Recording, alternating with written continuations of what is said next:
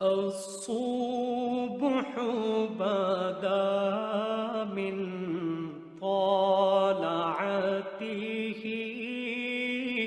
والليل دجى. بسم اللہ الرحمن الرحیم. رمضان المبارک کے واقعات میں سے ایک عظیم واقعہ غزوہ بدر ہے. غزوہ بدر اسلام اور کفر کے درمیان فرق کرنے والا پہلا معرکہ ہے، جس میں مسلمانوں کی تعداد تو بہت کم تھی، نہ ہی ان کے پاس کوئی جنگی ساز و سامان تھا، نہ ہی ان کے پاس کوئی سواریاں تھیں، اور نہ ہی ان کے پاس کسی قسم کے وسائل تھے. وہ بے سر و سامانی کے عالم میں اپنے سے 3 گنا بڑے لشکر سے اور بہت بڑے جنگی سامان والے لشکر سے اور بہت بڑی سواریوں والے لشکر سے ٹکرا گئے. یہ ٹکرانا کیا تھا؟ یہ صرف اور صرف ان کی ایمان تھا. اور اللہ کے پیغمبر صلی اللہ علیہ وسلم نے جب ان سے کہا کہ یوں کفار سے مقابلہ ہے، تو تمام صحابہ کرام جمع ہوئے. انصار اور مہاجرین نے اپنے اپنے خطبے دیے اور اللہ کے پیغمبر کو اپنی وفاداری کا یقین دلایا. جب لشکر تیار ہو چکا، لشکر جانے لگا، اللہ کے پیغمبر صلی اللہ علیہ وسلم نے لشکر کا معائنہ کیا. اس لشکر میں 2 بچے تھے، ایک معوذ اور ایک معاذ. یہ 2 بچے لشکر میں تھے. آپ صلی اللہ علیہ وسلم کی نظر ان پر پڑی تو آپ نے ان کو روک دیا کہ آپ دونوں نہیں جا سکتے. جب دونوں بچوں نے اصرار کیا تو آپ علیہ السلام نے بڑے بھائی کو اجازت دے دی اور چھوٹے بھائی کو روک دیا. جب چھوٹے نے دیکھا کہ بڑے کو اجازت مل چکی ہے اور میں رہ گیا ہوں، تو آپ صلی اللہ علیہ وسلم کی خدمت اقدس میں حاضر ہوئے اور عرض کی، یا رسول اللہ، آپ نے میرے بڑے بھائی کو اجازت دے دی ہے اور مجھے روک دی ہے، آپ میری اور بڑے بھائی کی کشتی کروا لیں. ہم میں سے جو جیت گیا آپ اسے اجازت دے دینا اور جو ہار گیا اسے روک دینا. آپ صلی اللہ علیہ وسلم سارا معاملہ سمجھ گئے. سمجھنے کے باوجود آپ نے فرمایا ٹھیک ہے. دونوں کے درمیان کشتی ہوئی.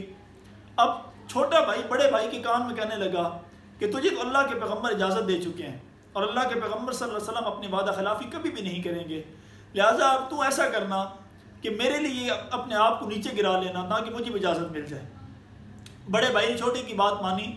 جب کشتی ہوئی تو بڑے بھائی نے اپنے آپ کو نیچے گرا لیا، چھوٹا بھائی اوپر آ گیا، یعنی وہ جیت گیا. آپ صلی اللہ علیہ وسلم نے اس منظر کو دیکھا تو مسکرانے لگے.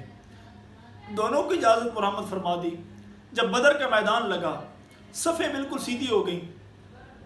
عبد الرحمن ابن عوف رضی اللہ تعالیٰ کہتے ہیں کہ میں نے اپنے دائیں اور بائیں نظر دوڑائی کہ میرے دائیں اور بائیں کون ہیں. اگر اللہ نہ کرے جنگ میں میرے پر مشکل وقت آ گیا تو میرے ساتھ دینے کے لیے کیسے لوگ ہیں. کہتے ہیں میرے دائیں طرف اور بائیں طرف دونوں طرف بچے تھے. میں عارضی طور پہ گھبرا گیا کہ اگر مشکل وقت آ گیا تو کیا ہوگا.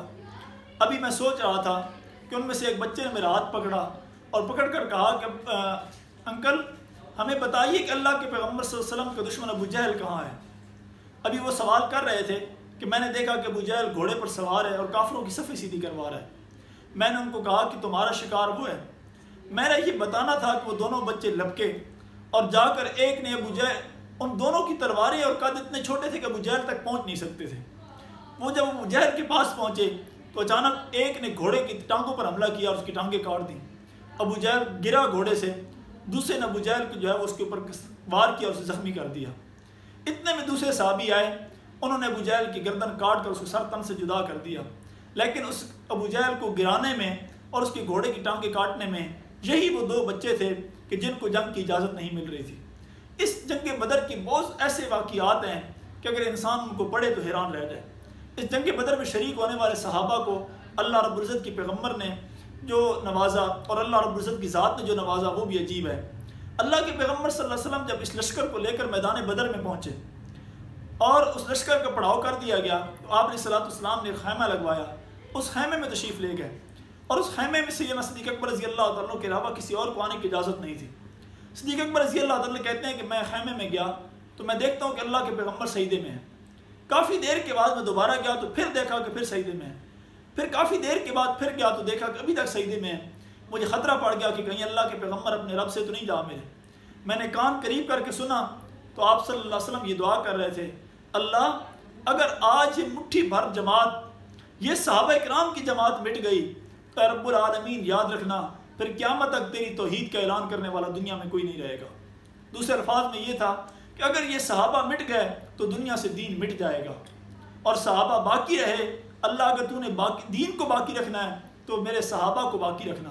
اللہ رب العزت کی ذات نے آپ کی دعا کو قبول فرمایا اور فرشتوں کے ذریعے آپ صلی اللہ علیہ وسلم کی مدد فرمائی. اور پھر اس جنگ کے اندر جہاں مٹھی بھر صحابہ کرام کا لشکر تھا، جہاں جنگی ساز و سامان تھوڑا تھا، جہاں سواریاں تھوڑی تھیں، وہ اپنے سے 3 گنا بڑے لشکر سے ٹکرائے اور 70 کافروں کو مردار کر دیا، ان کو واصل جہنم کر دیا. اور اللہ رب العزت نے مسلمانوں کو فتح سے ہمکنار فرمایا. یہ ان کا وہ جذبہ تھا جو روزے کی حالت میں 17 رمضان مبارک کو وہ اللہ کے پیغمبر کی معیت میں اللہ کے دشمن سے ٹکرا گئے. یہ نہیں دیکھا کہ ہماری بیویاں بیوہ ہو جائیں گی، ہمارے بچے یتیم ہو جائیں گے، ہمارے گھروں کا کیا بنے گا، ہمارے مال و دولت کا کیا بنے گا. نہیں، انہوں نے دین کی بقا کے لیے اپنے آپ کو قربان کیا.